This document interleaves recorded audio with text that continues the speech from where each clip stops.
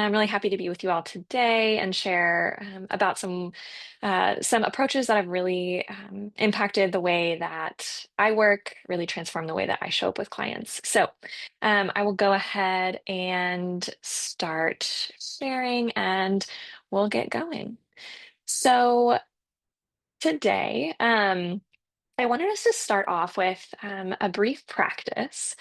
I anchor a lot of my work with clients from the framework of embodied experiences, which means we get to share the story and talk about concepts, but also that it's really important that we allow ourselves to actually experience what it's like to live into these new concepts and these new patterns. And so I want us to kind of practice that today. So what I'm going to ask us to do is really wherever you are.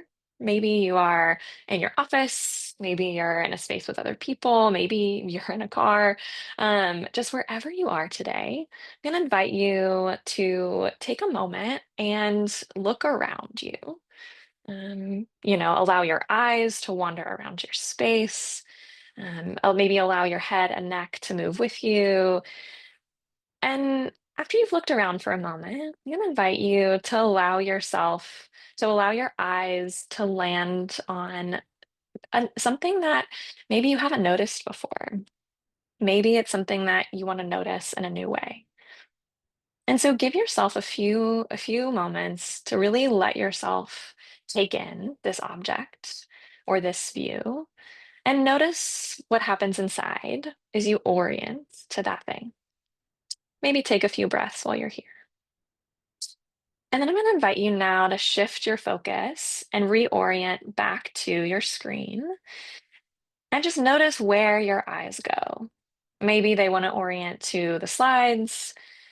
Maybe they're orienting to my image and my moving hands. Maybe they orient to some notifications that you have. But I'm going to invite you just notice inside what happened as you shifted to the screen. If anything changed, if anything feels different as you orient here to when you were orienting to your space. And just take a moment and notice what this virtual space between us feels like. It's can be weird to ask our bodies and our brains to orient virtually and physically in the space you're in at the same time. And so just notice what it's like for you to try to hold that dual awareness of being in a physical space and a virtual one. And if at any point in our time together, you notice yourself getting distracted or your thoughts wandering, which will happen, we all do it. The invitation is to reorient to the space around you, maybe the object you looked at before, as an anchor to come back into the present moment and really feel yourself here. Um, and so this is a way that we get to um, really notice what it's like to be present today. And I hope you were able to go inside and attune to what was going on with you. And this is also always a practice that you get to share or bring into work with clients if you don't already. So now that we've oriented physically to our space, I'm going to orient us a little bit to the rest of our time together. So today we're going to be looking at some of the differences between the attachment system and the defense system, how they work together to try to create safety and stability. We're going to look at how disruptions in attachment and defense can show up as eating disorder behaviors. And then we're going to look at some therapeutic approaches to these behaviors that really focus on repairing attachment and restoring a felt sense of safety. So looking at kind of what we're talking about when we talk about eating disorders, I'll just briefly review some of the diagnoses in the DSM-5 within the category of feeding and eating disorders. These are not the only ones in that diagnostic category, just the ones that we tend to see most frequently. So there's anorexia nervosa, bulimia, binge eating disorder, avoidant restrictive food intake disorder, and then other specified feeding and eating disorder. And then when we look at prevalence, how often this shows up, there's a large meta-analysis that looked at a lot of data from 2000 to 2018 and that saw this really pretty steep jump in global prevalence of eating disorders from 3.5% to 7.8%. So that's pretty significant. Um, and then, looking at this 1 year rate, 2018 to 2019 in the US, 1.66 people had a diagnosed eating disorder. And that same study found that lifetime prevalence, so anybody who would be diagnosed with an eating disorder in their lives, for women was 8.6%, and men it was just over 4%. And there's some interesting data coming out about the effects of COVID. I think we're honestly still in the early days of seeing the research on how much of an effect this had on people's relationships with food. But some really early studies, even in the first few months of the pandemic, started to see pretty big increases in um, maladaptive food behaviors, such as restricting and binging, as well as food anxiety. All of those increased around the beginning of the pandemic. And then some later meta-analyses are showing that these had lasting effects on the severity of eating disorder symptoms for people and the impact on quality of life. So, since we'll be talking about trauma and attachment today, we'll also go through some of the some of the standard definitions of these terms. So when we look at trauma coming from the DSM, that is defined as exposure to actual or threatened death, serious injury, or sexual violence. This can mean someone actually experienced that, they witnessed it, it happened to a really close loved one, or they were repeatedly exposed to the details of these events, first responders, healthcare workers, things like that. And then when we look at attachment is a really foundational principle, pretty much in a lot of modern psychological thinking. That comes from the work of John Bowlby and Mary Ainsworth, that we're really looking at how do we create the foundation, how humans develop kind of their working models of relationships. And so it's really looking at those really early experiences of bonding between an infant and caregiver that ideally is establishing this sense of security and safety. And I'm going to kind of touch pretty briefly on this view of attachment. If you want a deeper dive, especially of how attachment and trauma um, work together and how to treat those together, I suggest you watch last month's webinar with William. He did an amazing job of really diving into the work of trauma and attachment. Um, but for today, we really just want to highlight here that when attachment is not provided in a consistent or secure way, folks will develop what they call an insecure attachment. And so that's one way that it shows up is this kind of negative parent-child interaction where there's not confidence that the parent can provide safety and security. And people can respond differently. The behaviors can look different throughout the lifespan of how they embody that insecure attachment, but it can create a cascade of effects all the way through people's lives into adulthood. And so looking at some of what the research is showing about how some of these show up, how trauma and attachment show up in eating disorders, we see that there is a much higher prevalence of trauma in people with eating disorders than healthy controls. So seeing in some studies, roughly 40 to 50% of people with eating disorders have also experienced trauma. And when trauma is present with eating disorders, it often leads to more severe symptomology, more co-occurring psychiatric conditions, earlier age of onset. And we see that this co-occurring trauma piece can reduce the effectiveness of our standard treatments. And so that's really an important piece of data that's informing, some of, my work in trying to figure out how can we support clients in new and different ways.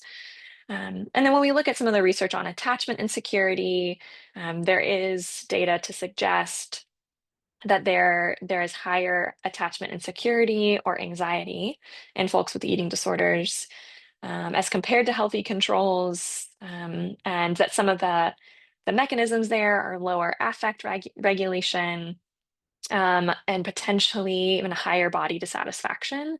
Feeling less secure in themselves can lead to more insecurity in their bodies, which can then lead to some eating disorder pathology.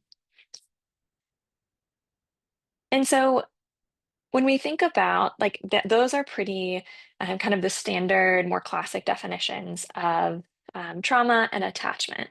And so in my work, and I know in most of the work we do at Integrative Life Center, we really like to kind of expand the lens of what we mean when we talk about trauma. And so, in addition to trauma occurring as a result of those life-threatening experiences or those experiences of bodily harm, we take the view that trauma also can come from these experiences of disrupted or insecure attachments. And some of the theoretical lenses for that come from interpersonal neurobiology by Dan Siegel, polyvagal theory, Stephen Porges and Deb Dana. Sensory motor psychotherapy comes from Pat Ogden and Janina Fisher. And then embodied recovery for eating disorders, which was in part created by Rachel Lewis Marlowe. And I have been fortunate enough to receive quite a bit of training with embodied recovery for eating disorders. And so, particularly sensory motor and embodied recovery are really going to inform the lens that we're looking at eating disorders for the rest of our talk today, while weaving in some polyvagal theory as well. So I'm going to start talking about how our attachment and defense systems work together using an illustration that comes from embodied recovery. And so I'll kind of guide us through a little bit of a scenario, a visualization. And so if you would like to, if it's safe to, you can close your eyes and kind of really try to get into the zone of this. You absolutely don't have to, but a few times I will ask you to check in with what's happening inside of you, what's happening in your body. So just be ready to be paying attention to that. So I'm going to invite you to imagine that you are taking a swim in the ocean. Maybe it's a nice day, the sun is shining, the water is a great temperature, and all of a sudden you see a shark start to swim towards you. And I want you to notice right now what just happened in your body if you were to imagine a shark coming towards you in the water. And then I want you to start to visualize how you might get out of that situation. What is your instinct of how you would defend yourself from this threat? Now, we all might have slightly different methods of defense, but let's just say whatever you tried worked. You got away, the shark swam away, the shark is no longer near you. And again, notice what that would feel like. You try to imagine what would be happening in your body after this almost shark attack. And imagine yourself, you're still in the water. Maybe you're treading there, figuring out what to do. Maybe you're trying to swim back to shore. But then imagine that you now see a boat coming towards you. And as it approaches, you see some people waving. There's a ladder on the side. They start to wave you closer, wave you on board. And so again, I want you to notice what happens in your body as you see this boat. What happens as it approaches? What happens inside of you as you see the people on it? Notice if there's any impulse as to what you would want to do in that situation. And so that metaphor of the boat and the shark, I think is really helpful for a couple of reasons. One, it illustrates, I think, pretty clearly the difference between when is the defense system activating. And that would be when the shark is coming towards you. So when there is an active, immediate threat, that's usually when our defense system is activating. Versus when does our attachment system activate? That would be when the boat comes along. Um, and it also gives us this illustration that lack of immediate danger. So that moment in the story when the shark swam away, but you were still in the water alone, that doesn't always mean safety.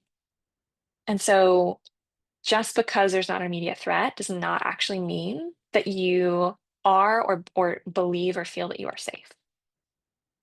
And so working through this metaphor or this illustration with clients can give us a lot of really good information about how their defense and attachment systems are operating.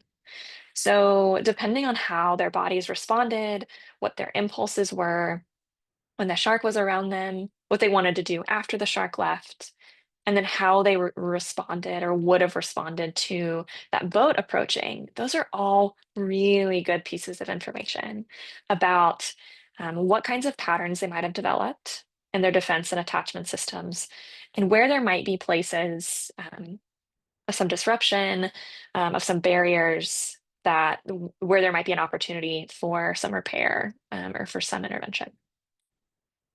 So we'll look a little more deeply into this defense system, the job of which is to protect us from threat.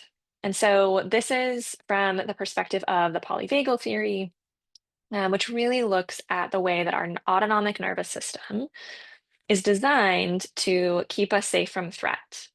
And so, I won't go through all of the nitty-gritty of the polyvagal theory. If you're interested, like I said, Stephen Porges and Deb Dana have done a lot of amazing work developing this. And if you're familiar at all, you've probably seen this similar chart. And so just kind of give an overview of, um, from this perspective, how they view the nervous system works to keep us safe in threat and then discharge that energy. And so in this through this lens, typically people are starting from this place of social engagement or regulation down at the bottom in the green. They can engage socially, they're calm, they're oriented, they're regulated, all as well. And then something happens. There's some threat that's detected, and then the body starts to go on into alert and starts to engage the sympathetic nervous system. So that's kind of this activation or arousal. People refer to it as fight or flight energy. There is a sense in our bodies that we need to get away from or fight against whatever this threat is. It's a pretty mobilized feeling in the body. And then if the threat does not go away, if the threat gets bigger, um, our body, or if the initial threat is bigger than our bodies think we can handle, we might go into freeze, which is this kind of mix between the sympathetic and the parasympathetic. So that kind of the gas and the brakes on at the same time is the metaphor that I like to use. Internally, there's a lot happening. Deep or fast breathing, fast heart rate, muscle tension. But on the outside, there's often a lack of movement. And again, if the threat does not go away, if it gets bigger, or if the initial threat is incredibly, uh, you know, life endangering, incredibly big, then the body is going to shift into this shutdown or collapse, which is part of the parasympathetic system or the dorsal vagal part of the vagus nerve. And that is going to show up often as dissociation. In animals, it looks like playing dead. But it's this sense that the threat is too big, I can't handle it, I need to shut down to survive. And from the polyvagal lens, once the threat is gone, once the nervous system has protected us from death or harm, even if we've experienced some kind of harm, we're still alive, so it's done its job. It'll start to come back down. As you can see, you ride the wave, and then ideally land back into that ventral vagal complex or that social engagement system. So that is the defense system working kind of as it should. But so often, that's not what we see happen. And what we can see in in situations of post-traumatic stress or prolonged traumatic reactions is when these threatening or scary situations are too much, too fast, or too big.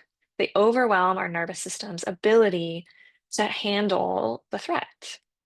And so, from that perspective of the polyvagal theory, we can get into patterns of stuckness either in the sympathetic, that activation, fight or flight, or the parasympathetic, that shut down or freeze states, often because they might have in the past done enough to keep us alive. So when there's perpetual harm done or threat of harm, our bodies are going to react in the same ways that have kept us alive. So we create these like deeply ingrained patterns of behavior. Um, and they can also, you can see how some of those experiences, some of those symptoms overlap with the symptomology in PTSD, intrusive thoughts or memories, avoidance of trauma-related stimuli, negative alterations in mood or cognition, alterations in reactivity, that startle response, um, and physical symptoms, chronic pain and illness, GI, digestive issues, muscle tension. All of these can become chronic when there's been repeated exposure to threat, or when the defense system becomes so overwhelmed by a threat that it didn't feel like it was actually able to protect in the way that it should, or there wasn't an ability to fully embody one of those responses of fight or flight. Um, so we can think of some of these scary or threatening experiences as those things that shouldn't have happened, but did. So when we look at the attachment system, the goal here is to move towards what is safe.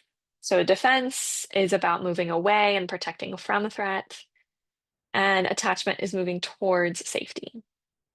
And so when our attachment system works as it should, and this graphic comes from last month's webinar, which I referenced. I think it does a good job of clearly laying out kind of these steps of how our attachment system gets built over time. So in infancy, when we're developing our attachment system, when there is a sign of threat, and a lot of things are threats at that age, hunger, uh, change in temperature, a loud noise, all of that is new and can seem threatening. The attachment system gets activated, and the primary coping mechanism is proximity seeking. So humans are wired to protect against threat, to regulate and cope by seeking proximity with the caregiver.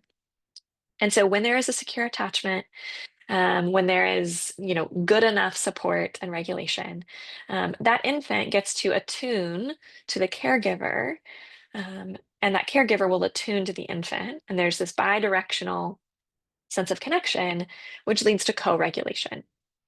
And so that creates the basis in a secure attachment of this idea that this lived experience that moving towards relationship is a safe thing to do, and it's going to be part of how I protect myself and stay safe.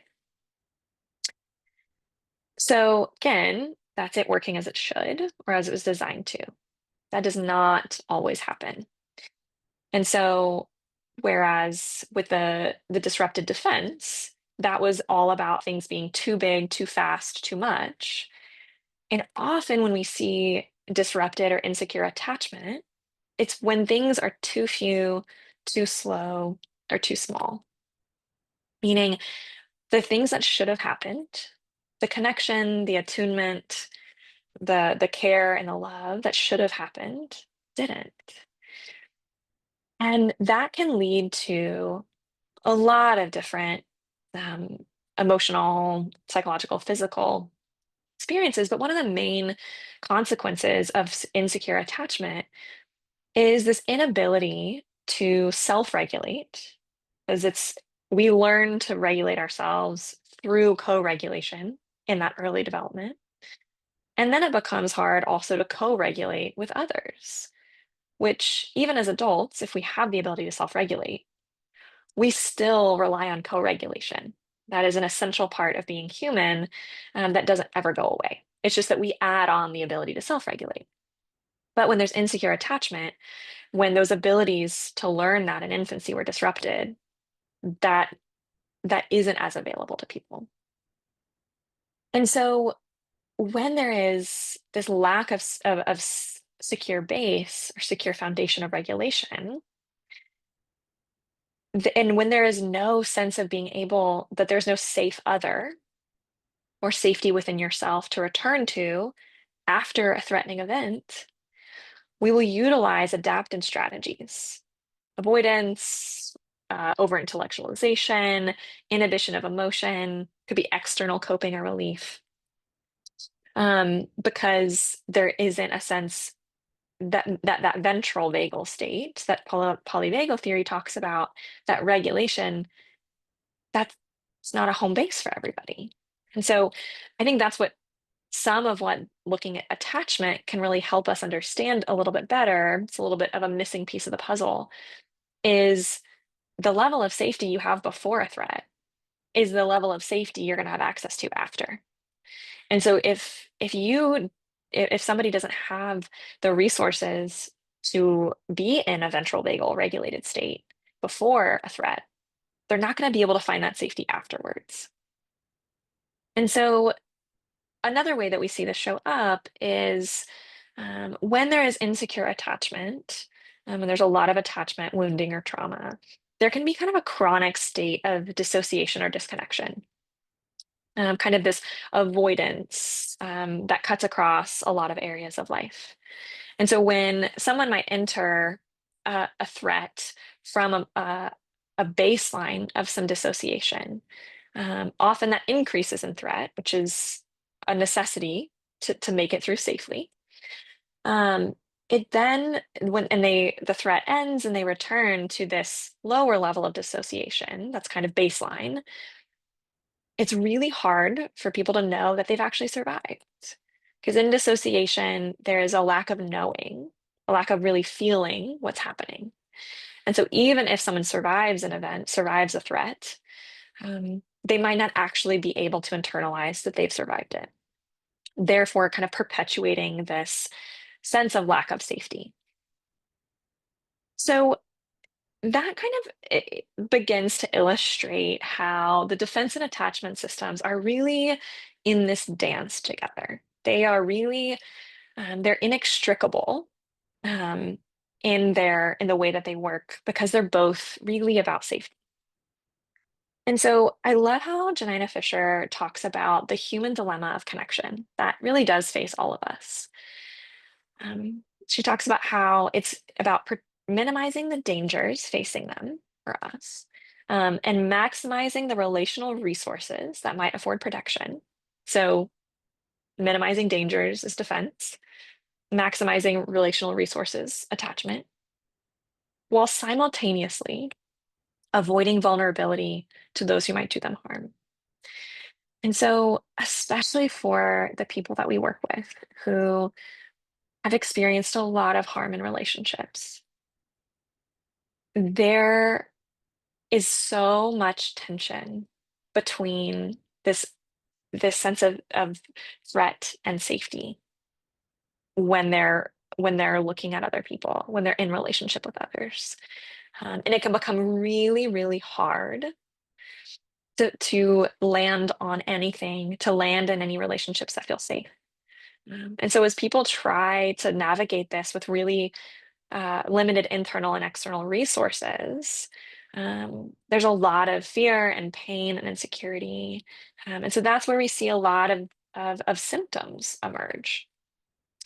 And, if you think about for a moment, some clients that you might have had, I'd invite you to think about a client who has experienced a traumatic, threatening, or scary event, but who had a, a relatively good level of secure attachment beforehand, and what that looked like for them working through the trauma. versus what it looks like for somebody who also experienced a trauma, who didn't have that secure attachment. And how often we see there be a pretty big difference in how people are able to show up, and integrate those experiences and eventually find safety. That it's often a lot harder for the folks with that baseline of insecure attachment. And so, I'm going to shift into looking at how, from the sensory motor psychotherapy and a body recovery perspective, how the attachment and defense systems are showing up in eating disorder behaviors, and how we can approach that therapeutically. And so, from these perspectives, these disruptions or these barriers in attachment and defense are really seen as a lot of the root of suffering, but they also see them as kind of the key to healing. So, learning to tap into kind of the innate ability of our bodies to protect ourselves and to seek safety from others.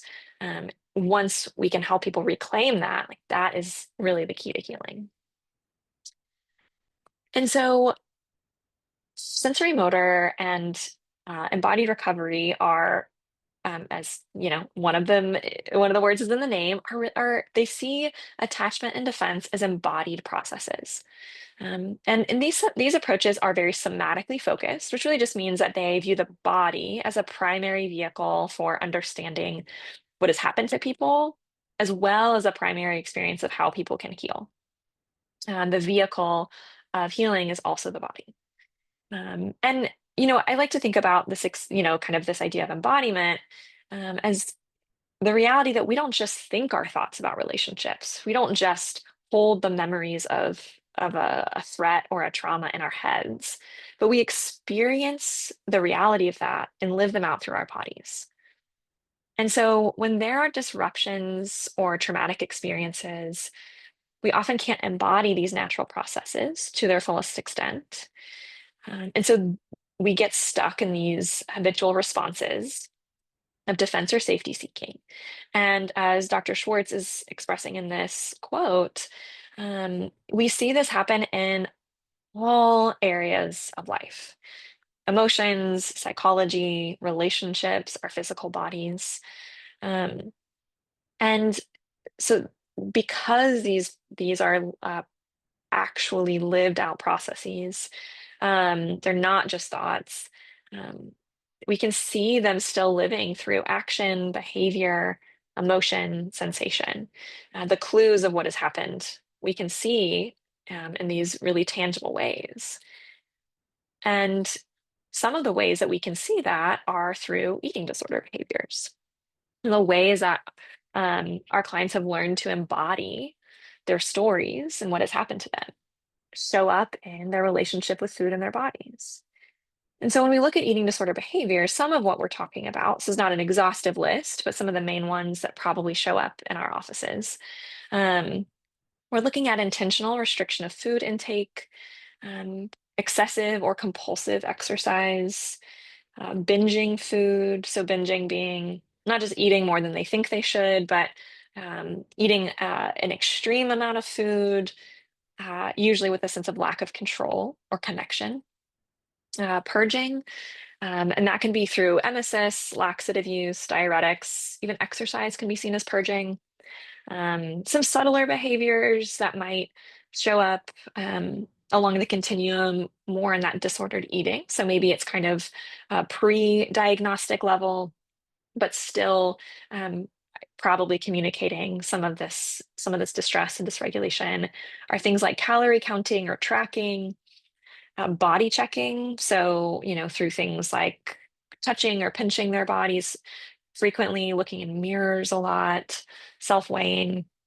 And then some of those internal experiences or behaviors, such as excessive guilt or fear around food or eating, a sense of disgust directed at self or foods, extreme dissatisfaction with their bodies, body dysmorphia, which is that a perceptual shift in how they see or experience their bodies that's different than um, an external view of their bodies. So if we look at eating disorder behaviors as a part of the defense system, um, and from this lens, this is really the ways that clients might be trying to cope with um, the discomfort and distress that happens from somatic stress that wasn't able to be discharged, a defensive response that wasn't able to be completed, that all of that energy can get stuck in the body and then start to manifest in these eating disorder behaviors.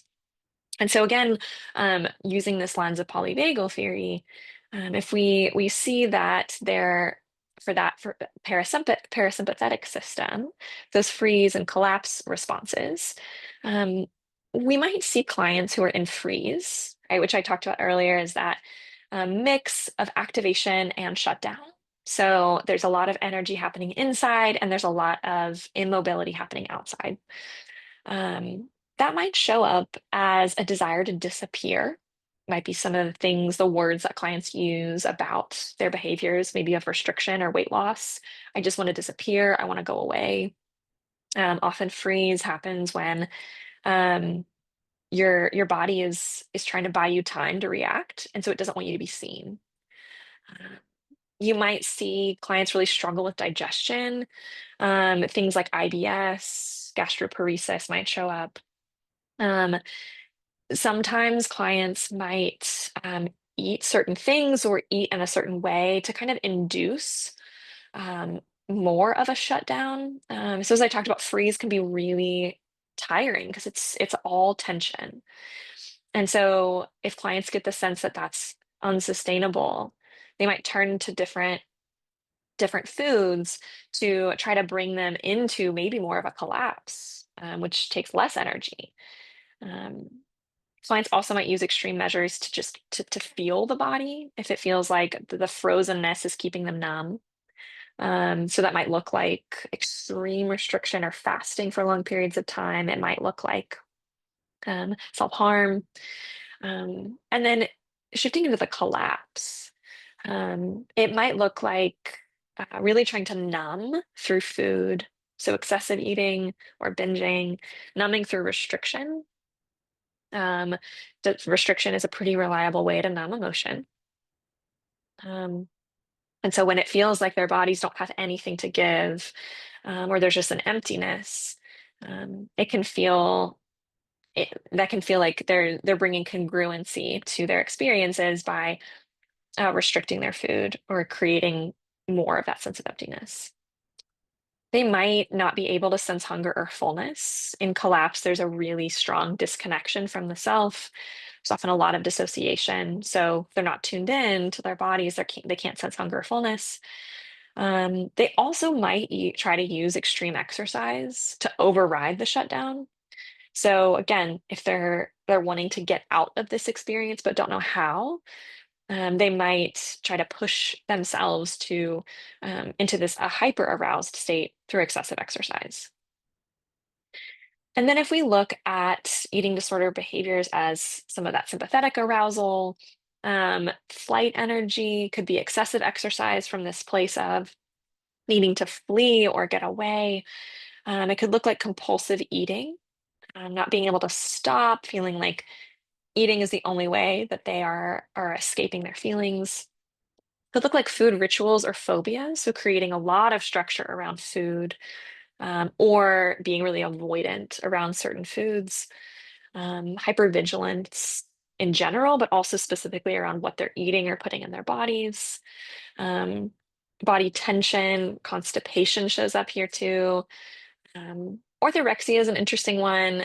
It's this um, process or this experience of being very, very careful about, kind of obsessive about health, only putting things that you deem healthy to your body, can kind of be seen as this like fleeing from illness, trying to flee from death potentially.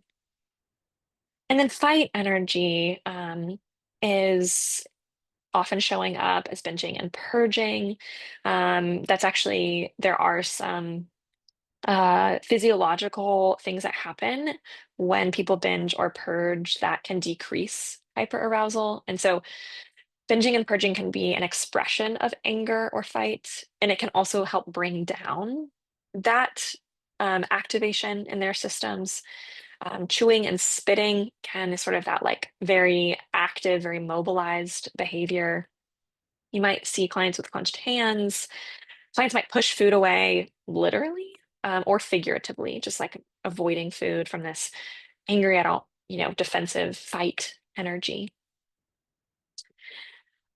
And then if we look at eating disorder behaviors as a response to disrupted attachment, um, from this lens of attachment as a way to seek safety through proximity. When proximity to a loved one or a caregiver did not actually allow them that sense of safety, people will turn to other things to find that. And so often, these behaviors can provide the security, predictability, and comfort that attachment didn't. So these behaviors or the food itself can start to become a stand-in or a replacement for the role of a secure attachment. And so from the lens of sensory motor and embodied recovery, one of the tools that they use to conceptualize eating disorder behaviors from this lens of attachment is called the action cycle. And so this is kind of like a four-step cycle that really characterizes a lot of human behavior, and especially behavior in relationship with other people. And so we can look at how in relational actions, the first thing we do is create clarity. What's going on in this interaction? Who am I talking to? We develop insight. And then we move into, okay, and how do I want to respond? How do I want to be effective in this interaction? And then with nourishment or satisfaction, that's about, can I be present enough to take in this experience? And then completion or relaxation is about, can I let myself rest in knowing that this was enough? So when we overlay the lens of eating behaviors on this, as you can see here, there are in each part of the action cycle, potential ways that this shows up with eating related actions or behaviors. So when there's a barrier to clarity or insight, there might be difficulty identifying food preferences, might be disconnection from hunger or fullness. There's a lack of knowing, which might lead to binging if they've restricted all day, binging because they don't know when they're full, or restriction because they don't know when they're hungry. A response barrier often looks like not being able to um, have the confidence or feeling like they are able to reach out for and get what they need. So maybe they don't know how to procure the food they want. Maybe they don't really know, they feel overwhelmed by food choices. Decision fatigue around food is really common. So then that might lead to restriction, or it might lead to binging on foods that they have readily accessible. Just because it's what they have, they don't have to make any more choices about it. Nourishment barrier, that's I can't be present with my body. It's really common for a lot of trauma survivors to have trouble being in their bodies, and so eating reminds us that we're in our bodies. And so they might restrict to avoid that. Um, they also might binge and purge to induce this sense of dissociation or disconnection that can come from those experiences. Um, and I'm eating, but I'm not actually present. And then once I eat, I can't keep it. I can't be okay to feel what it's like to have eaten. I've got to get it out. And then with the completion barrier, that's the sense of I don't know when's enough. I can't experience enoughness. I can't relax or stop. And so binging, excessive exercise, it could be restriction because if I can't ever get enough, why would I start? And so, as you see, a lot of the behaviors are similar. The actual expression of the behavior is similar across these four different steps in the action cycle.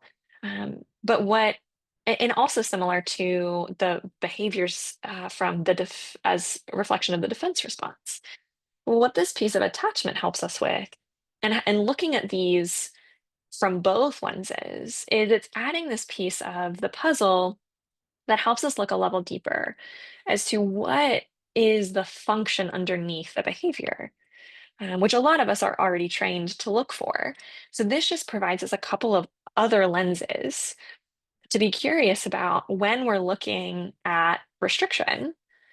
Okay, is this restriction because you are trying to numb? Is it restriction because you don't know what you like to eat or you don't feel hungry ever? There's a lot of reasons why clients might be doing the same behavior. So we get to use these lenses to explore different ways.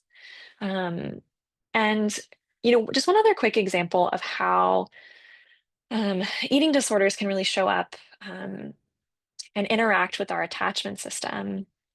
I work a lot with people who have been to treatment before for eating disorders, who've experienced some amount of recovery time.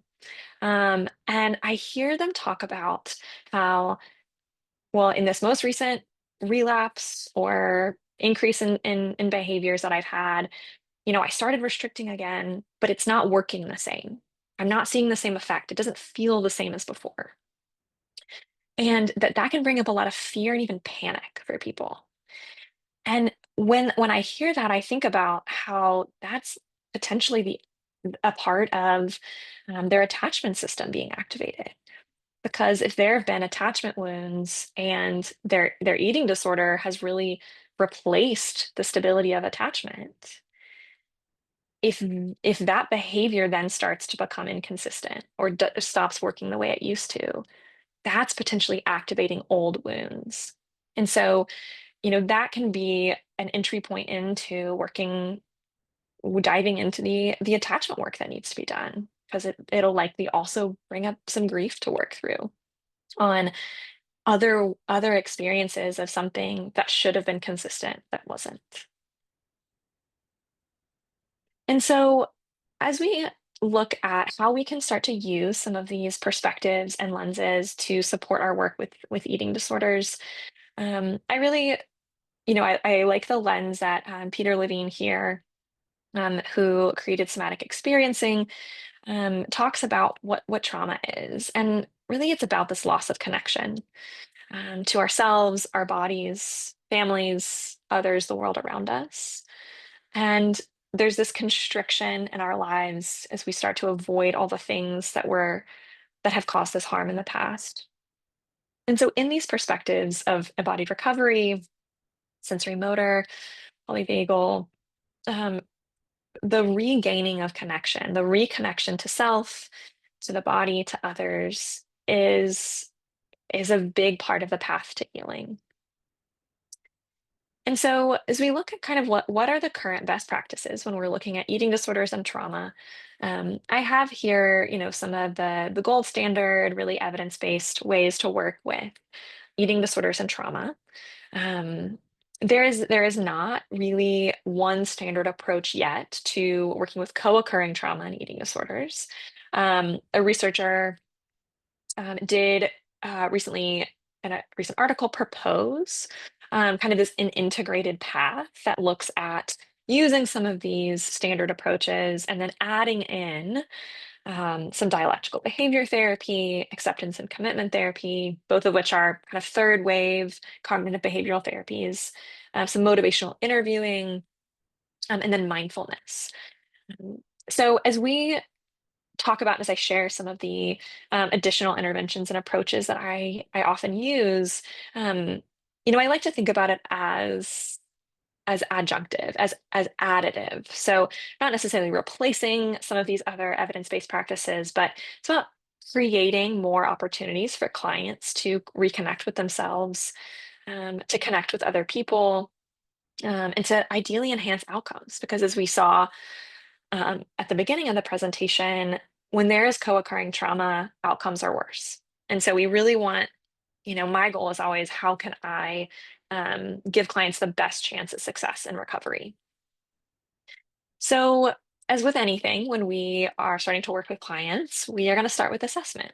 So, this is that ongoing process that occurs from the moment you meet a client to the moment they walk out of your office for the last time, using this mix of objective measures and some subjective questions and curiosities. So, some good objective measures to look at attachment, trauma, and eating disorders are listed here. Um, Experiences in close relationships scale, the PTSD symptom checklist or the PCL-5, and the eating attitudes test are all really good at capturing some of the current symptoms or experiences that our clients are going through. And then some of the questions that I think are helpful to guide us as we are trying to think through these attachment um, and body-centered or somatic lenses. As we're sitting with a client, being really curious about what are they expanding into? What are they contracting away from? What are they moving towards? What are they moving away from? And so that can be physically, you can be paying attention to their bodies when they get smaller, when they might actually feel safe to open up a little bit. Um, what are they easily able to reach for? What is harder for them to reach out to? And then also thinking about listening for how this is showing up in their lives. What is more easily accessible to them in relationship or with food? And then what is really hard for them to reach out for and take in? And that's helping us understand where are some of the barriers? Where are they blocked? Where did they not get what they needed? We're also looking at what beliefs do they hold? Um, these are attachment and defense responses really do show up in a physical and embodied way. They also affect our belief systems. So our thoughts and our ideas about relationships and ourselves as a result of attachment disruptions or trauma.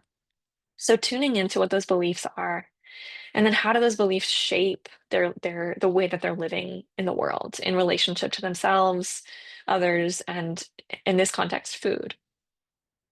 And then really looking at how the body is telling the story of how they've adapted to the narrative of their lives. And so I'll share a little example to illustrate what this can look like. Way back when I was an intern, I had a client sharing with me an example of a pretty profound trauma that they'd experienced, showing little to no affect, no real emotion. And if I had done this now, I would have paused them in their story much earlier, but I was an intern, I was learning. But I noticed that her whole body from like neck down was shaking. And when I finally stopped her and I pointed that out to her, she had no idea, had no sense of what was happening. And so that's a really good example of how we can use the body as another piece of information. The body is also telling the story and possibly capturing a piece of the story that the words or the emotions can't get. And so a couple of concepts that I think that have helped me guide some of the work that I do with clients. First, I'll start with this concept of attunement and awareness. And so attunement and just being tuning in, being taking notice, being present. And I think of this as happening in three directions: therapist to client, client to self, and therapist to self. And so as this passage illustrates, we need, as infants, our caregivers' nervous systems to help us develop our own. And when a caregiver is not regulated, is not able to give or does not have access to the ability to notice, understand, regulate, and express emotions, that's going to limit our client's ability. And so if you think about some of the ways your clients have described their upbringings or their parents, there's probably quite a few you can think of whose parents were probably not able to access, understand, regulate, and appropriately express emotion. So of course our clients are going to struggle with that. And so from this perspective of co-regulation, our clients are borrowing our nervous systems in session. And so one of the main interventions as a therapist is my own nervous system. And so I think about how can I show up in this session as grounded, regulated, and spacious as possible? And that's going to look different for everybody. There is no one size fits all way to regulate and feel safe for our clients, and the same for us. And so the encouragement or the invitation here is to be really curious about what helps you feel the most grounded in the present moment and open and spacious to your client as possible. And I know that, and this is a lot of the work that we do in the trainings at Embodied Recovery, is even just how do we pay attention to our system has made a really big difference in the way that I'm able to show up with clients. And another way that we can start helping clients engage with attunement and awareness is through orienting. So that example, that practice I gave at the beginning of orienting to our space, we can do that with clients. It's often, especially when clients have experienced a lot of trauma, easier to orient outward than inward. And so helping them understand how to safely orient around them to pay attention to the present is a great first step. And it can be as explicit as the exercise at the beginning of our session was. Like, hey, we are going to orient right now. It can also be really casual and subtle, as simple as a client walking in and you noticing, oh, did you change your hair? Or, oh, that's a cool sweatshirt. It's a great color. Noticing the weather outside, something new in the room, just allowing them to start tapping into, oh, I'm here right now. I'm noticing something in my space that you're also noticing. So it's a shared experience as well. And then this other intervention that is really helpful in helping clients attune and build awareness is this idea of making contact that Janina Fisher, has even looked at some of the research on um, how making contact with what's around us, what's inside of us, um, increases the activity in our medial prefrontal cortex, so the part of our brain that helps us engage with cognition and logic, reduces activity in the amygdala. And so, in making contact is a very simple, non-judgmental way of stating what is. And so, it's helping them kind of engage that mindfulness technique of non-judgmental awareness. And so, we can make contact again. There's this three directions. I can make contact with the client. I might say something like, wow, I noticed as you said that, that brought tears to your eyes. We can invite them to notice what happens and say, wow, I noticed those tears. I'm curious if you noticed them. Or, wow, what are you noticing inside as you say that? And then the third way we can make contact is with ourselves. So again, I can use my own experience to show them that I'm attuned to them and to demonstrate expressing some part of my experience. So it might look like, oh, as you shared that, I noticed tears in your eyes, and I felt a clenching of my heart because I felt sad when you shared that. So it can be as simple as that. And just noticing how clients start responding to our attunement and how that starts to shape their experiences of what feels safe. And this is all really, really slow work. I'm sure a lot of you who have worked with trauma know that this takes a lot of time, that um, this does take a while. And I always need to remind myself to slow down and be present. We cannot rush this part of it. So the second concept from sensory motor and embodied recovery that has been really helpful and instructive in the way that I work with eating disorders is this idea of congruence, which really simply is this idea that behavior makes sense in context, that we have a natural inclination for there to be alignment in our world. And so that happens within ourselves. So we want our thoughts, our emotions, and our physical bodies to make sense together. We want them to be working as a team. We want to have congruence and alignment with others around us and with our environment. We want things to match. And so we will work to find congruence or create it, even to our detriment. Um, that can happen in panic, where something happens in our physical bodies, our heart rate spikes for some reason. Um, and if we can't identify specifically what that is, our brains really do not like that. And so there starts to be a story that our brains create around the panic. So we start to fear the panic itself, so that there is now an alignment between our body, our emotions, and our thoughts. And so that often leads people deeper into a panic attack.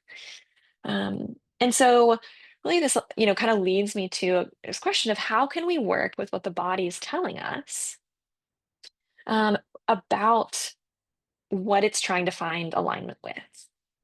And so when we think about clients' relationships with food, embodied recovery uses this term of resonant eating, which is relies on the idea or the understanding that most people eat in ways that make sense with what their bodies are telling them. And so, one way that I like to illustrate this comes from a metaphor that one of our amazing dietitians here at ILC uses of these two tanks. We've got one tank, which is for food, that tells us when we're hungry and full. And the need is when we're hungry is to add food to that tank. The second tank is more about our emotional self. And so often when our bodies are telling us that when that emotional tank is full, we might be getting the signals that there's too much happening. I'm full inside of feelings, and I can't put anything else in here. When there's been a lot of trauma, it's going to be hard for people to distinguish what is that emotional hunger or fullness, what is and versus what is physical hunger or fullness. And so, if that is part of what might be happening for folks who have trouble eating or moving towards food in a more like normative or nourishing way, what might help is finding ways to help them regulate. So, either discharging stress that's being held, finding safety, particularly around meal times. And so, being curious and experimenting and exploring with clients. Do they need to do some light stretching? Do they need to go on a quick walk? Do they need to listen to some music before a meal? At a meal, maybe they need to experiment with a weighted lap pad. A lot of clients find weighted blankets really soothing, and so they make lap pads that are really accessible, so clients can sit with them at a meal, um, or having a safe object or a safe person at a meal. Um, and so the more that we can support clients and resource them to find some regulation, um, they can start to build confidence and build capacity to start to nourish themselves and start to experience what it's like to have congruence that actually does allow them to move towards food or relationship in a way that is safe. And another way that I see the idea of congruence showing up is really around these this emotion or experience of disgust. So I hear a lot from folks. I feel disgusting when I eat. My body is disgusting, or a specific food or all food is disgusting. And a really helpful reframe from this perspective of congruence that has been really helpful in working when this shows up is being curious about, okay, if I believe that you are feeling disgust, like that is, I think, congruent with your experience. What if you're feeling disgusted? And particularly if there is a history of some kind of sexual abuse or assault, especially when they have known the perpetrator and had to stay in relationship with them during or after the abuse. Um, what can happen is that it's not safe to express this feeling of "I'm disgusted by you" if that would threaten the relationship or cause more harm. So what was safer is internalizing the experience of disgust so that they then start to feel it as "I am disgusting." And so there, the potential for intervention and support is how can we help the body internalize a sense of safety without this defensive feeling of disgust? Because disgust really does push away in a visceral way. And so, how can clients begin to allow themselves to take in something, relationships or food, in a way that doesn't feel violating as it has in the past? And so, some of the ways to start working with this, again, really, really slowly, are starting to find parts of the body that feel neutral. It's probably going to be a big ask for clients who are dealing with a lot of this disgust to find anything that feels good yet. So, starting with what feels neutral, what feels less bad, what feels less disgusting, and helping them start to distinguish between what Stephen Porges and Deb Dana call warnings and welcomes. So when there's been a lot of trauma, a lot of our clients have, for by necessity, become hyper attuned to the warnings in their environment and in themselves.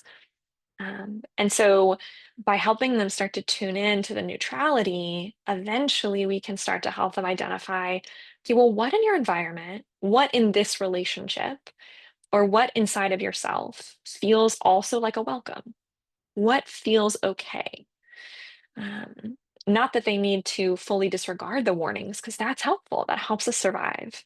But how can we bring in both and start to attune to, okay, how I can see the welcomes, I can feel the welcome, and I know that those can help keep me safe, even if there is threat.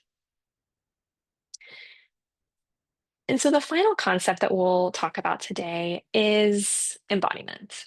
And again, this is a really important word from these theoretical and therapeutic lenses, um, because embodiment is really about lived experience and how we don't just think our thoughts about things, but we actually live into them.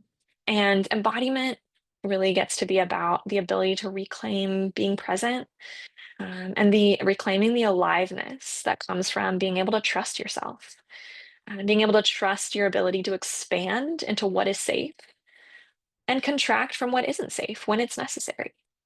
So it's about these attachment and defense systems working flexibly and as a team to keep us both safe and connected. And so I think about being able to embody both the defense and the attachment systems as an important part of this work. Because, as we've talked about, when the defense system has been disrupted or not able to be fully expressed, there's a lot of unreleased or undischarged traumatic stress. And that can be a driver of some of these eating disorder behaviors, as we've looked at. And so when we think about embodying defense, I really like the language that embodied recovery uses that talks about metabolizing traumatic experiences. So a lot of the language, common language used is about processing trauma. I feel like metabolizing really helped me unlock really how this fits in with our work with eating disorders, um, but which really is about how can we help clients embody those avoided or exiled feelings that have become stuck or forgotten from either trauma or attachment wounding in a way that allows our bodies to finally metabolize that experience. And when we metabolize something, we connect or we keep what is helpful for us, what can fuel us and grow us, and we get rid of what we don't need. And so, any kind of therapy, body-based trauma therapy, such as brain spotting, EMDR, somatic experiencing, all of those can be really helpful in this experience of embodying the defense system, which can reduce some of that PTSD related to stress. And finally, being able to embody the attachment system is really about finding new ways to explore empowering actions.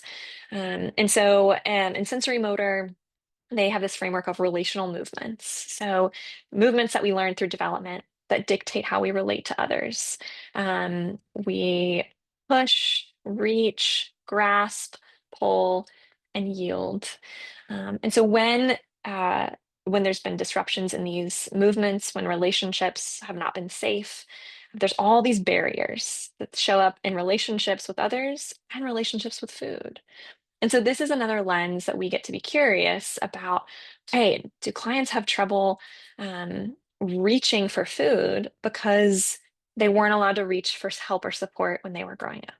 Or do they reach for food as support because they didn't get it growing up? So there's a lot of ways that we can get really creative in exploring how these show up for clients. Um, but it's a really helpful lens for providing new opportunities for them to really fully embody what it's like to have a system that really works for you, that our bodies get to be a resource and not just a roadblock in our experience of healing and recovery. And so, yeah, I'll finish up there. I believe we are going to have some time for questions. Yes, thank you, Elizabeth. It was very informative. There were a couple that came in before that I'll just read. What evidence-based interventions are most effective for treating atypical anorexia nervosa? So yeah, and to define a little bit, that atypical part is a qualifier that talks about anorexia. So clients who are engaging in extreme restrictive behaviors or who've lost significant amount of weight, but are still above the threshold of the BMI cutoff. Mhm. So kind of still in that normal weight range. And so as far as I know from the research, the treatment recommendations would be pretty similar. And so, kind of from that like standard current best practices, evidence-based, enhanced cognitive behavioral therapy. And then, we're starting to see some of that more research on using some more mindfulness or acceptance and commitment therapy. But right now, as far as I know, it's pretty much a similar treatment methodology. Great. This question says, what types of attachment wounds or early developmental traumas often lead to eating disorders? Yeah, great question. I think that pretty much, I think my take would be most of them can show up as eating disorders or in eating disorder behaviors. And so, that might be lack of sort of that caregivers that's not very present. So there is a lack of feeling like I can go to somebody. So we might see clients replacing that attachment figure with food. So maybe that's going to be more of that turning to food in binging and binge eating disorder. That becomes the safety and comfort. If there's more of that avoidant attachment style, where the caregiver maybe was too present, maybe was a little overbearing, maybe there was trauma, like some abuse there. Clients might learn to disengage or numb through restriction, over exercise. So we really do, I think, see it across the spectrum of attachment wounds. They can lead to eating disorders in different ways. Great. All right, another question came in here. What do you recommend if there are no relational individuals as a result to help with co-regulation due to client having issues with trust and safety? This client definitely did not have a secure attachment with either parent and also has a family history of suicide. Client came in for trauma Mhm. recovery. I'm using EMDR and the client continues to struggle with emotion regulation and can't seem to tolerate trauma therapy. Mhm. Yeah. Oh, I just also want to say, like, I don't know who you are, but I see you. That's such a hard, yeah, such a hard position to be in as a clinician. Because it sounds like, if I'm hearing this question right, there's a sense that maybe kind of the only safe relationship is the therapeutic relationship right now. And so, I think that does become really tricky when we start to do the trauma therapy because that can be more dysregulating at first. And so, I think that the two things that really come up are like I've said a couple times, going really, really slow. And so sometimes that might look like, um, pausing that processing part of the therapy and continuing to do some of the slower mindfulness and attunement work, starting to, focus a lot on building up a sense of safety in the relationship in the room through those attachment oriented interventions. Um, and then, you know, being really curious and creative with them about are there any ways that they can start to dip their toes into relationships outside? Maybe it's a different recovery group. Maybe it's a group therapy experience that's going to take risk. But, I think the more we can help clients build other safe relationships, the better outcomes we're going to see, especially when there are attachment wounds. Great. Another one says, can you talk about ACEs, so adverse childhood experiences, the ruptures in attachment that are inevitable and their impact on eating disorders? Yeah, so I think ACEs and those adverse childhood experiences are, in a sense, a kind of another way to talk about the, the kind of the connection between trauma and attachment and how, um, you know, when we talk about trauma from that really narrow lens, we're missing a lot of things that happen in childhood that can cause a lot of long-term negative effects. And so I think ACEs is a kind of another category of talking about all of the developmental experiences that can cause harm and can lead to similar experiences of inability to regulate, mistrust of other people, lack of feeling safe. So, I think that kind of all fits in together. All right. Teresa writes, what are the specifics of FBT, family-based therapy? What are the specifics? Was that the question? Yes. Yeah, so I can't go into all of the specifics, but just kind of give a little bit of an overview. That is primarily used when there are children or adolescents who are going through eating disorder treatment. That's kind of the most researched modality for using with people under 18. And so that is a modality that really engages the whole family system in um, helping the client heal from their eating disorder. So there's a lot of family therapy. There's a lot of family coaching around um, in psychoeducation and teaching the family about eating disorders. There's a lot of meal support from family. So it's kind of a systemic lens on treating eating disorders, especially when people are younger and still live with the family. Great. I see someone wrote in the chat here, so let me just toggle over. Do you have any knowledge about babies going to daycare and their attachment or a higher percentage of attachment disorders?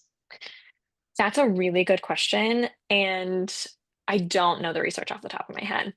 So definitely something that, I would love to look into, but don't know at this moment. All right, another question. I'm working with a client who has lost joy in foods that used to feel pleasurable, like ice Mm, cream.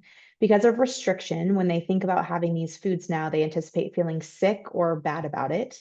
mm, We've been trying to implement non-food related joys, but I'm wondering how might you approach helping this client? yeah, it's a great question.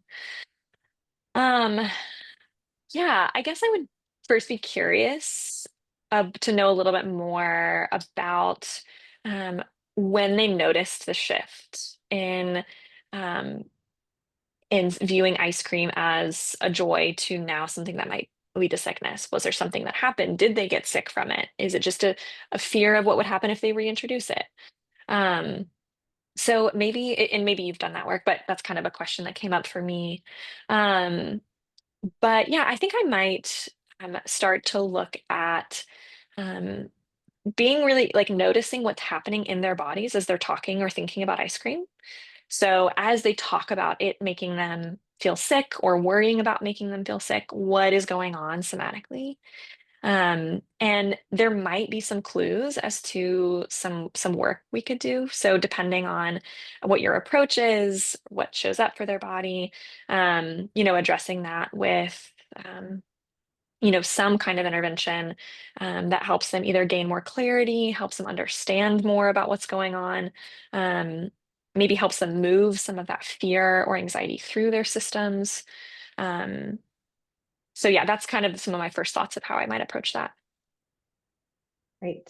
Another question just came in. Have you seen early sexual abuse, ages 3 to 6-ish, from a family member correlate with more severe anorexia, even if at least one caregiver was able to provide normal attachment?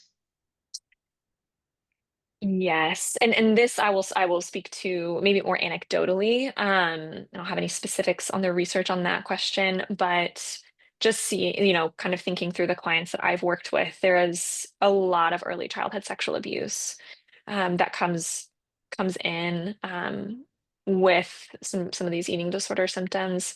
And so, yeah, I think that we see where the attachment and defense systems are separate. They work together, but they're separate. And so, in that scenario, I might, really try to rely on the emphasizing the safety that they did find with their safe parent, that using that as a foundational resource for them, while still addressing and working through some of that trauma that they experienced from the other caregiver. So, yeah, using you know the relationship with the safe parent, that's a welcome, that's something that helps maybe a client attune to safety and connection, which is a really helpful resource in doing any kind of trauma work, processing trauma.